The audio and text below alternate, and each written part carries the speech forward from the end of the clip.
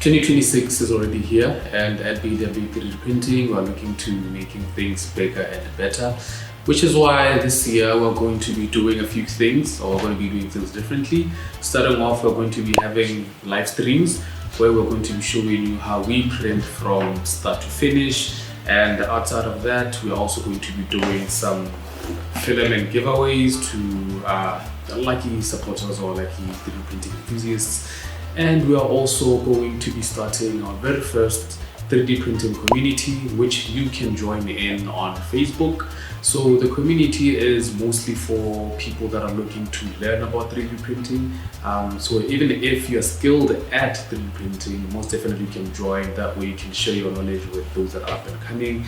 And it is also used, or it's also going to be our little place, our little space for our makers. You don't have to 3D print your products and just keep them at home. The community will be a good place to share your prints. So stay tuned for that.